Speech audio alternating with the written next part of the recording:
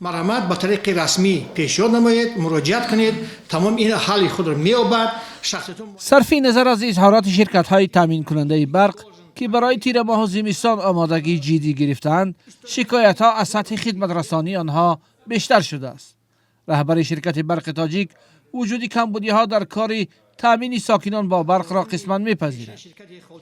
البته تمام جمعیت‌ها کوشش به خرج می‌دهند که نقشه چهاربینان در حد پوره به انجام رسانده شوند و هرچی تامین برق باز هم بهتر و خوبتر برآورده شود.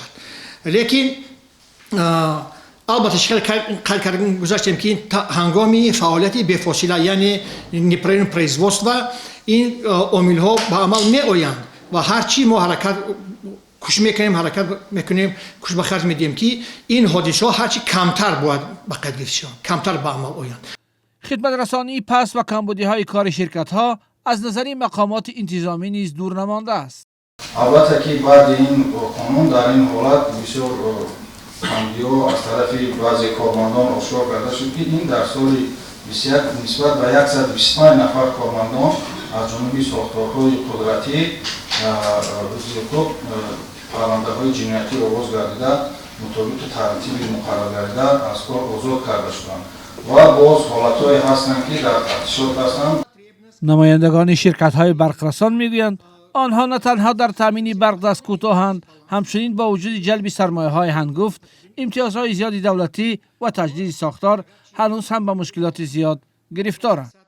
قرضداری برق تاجیک در مجموع در سال 2025 به 2.6 میلیارد سومانی پایین رفت. قرضداری پایین رفت. به حالت یکم ینوار سال 2025 بیشتر از 2 میلیارد بود. 25 2.5 که کمتر شد، به حالت یکم ینوار 2026 سال 2.6 میلیارد سومانی کم شد.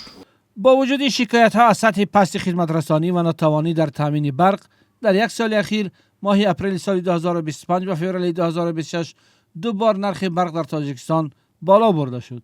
از جمله اهالی هر کیلووات نیروی برق را اکنون با 41 و از 137 درم می‌خرند. اما شرکت‌های چون تلکا، کابینت متالورژی تاجیک کمتر از اهالی با 24 از 130 درم و جمعیت سهامی ازات و کارخانه شهر هوشمند شهرداری دوشنبه برابر به اهالی پول می‌دهند. در این بابت شرکت‌های مسئول برق می‌گویند امتیازها را نه آنها بلکه حکومت تاجیکستان معین می‌کند. حکومت تاجیکستان هیچگاه دلیل‌های دادن امتیاز در خرید برق به این شرکت‌های مربوط به منصبداران کلان یا نزدیک به عائله رقم یک کشور را شرح نداده است. تقریباً 70% مناطق تاجیکستان از میانه‌های ماه سپتامبر تا اپریل در یک شبانه روز همگی 700-800 برق دارند. شرکت‌های مسئول برق وعده دادند که این کمبودی در ماه سپتامبر سال 2027 از بین خواهد رفت، ولی چنین وعده پیشتر نیز بارها داده شده.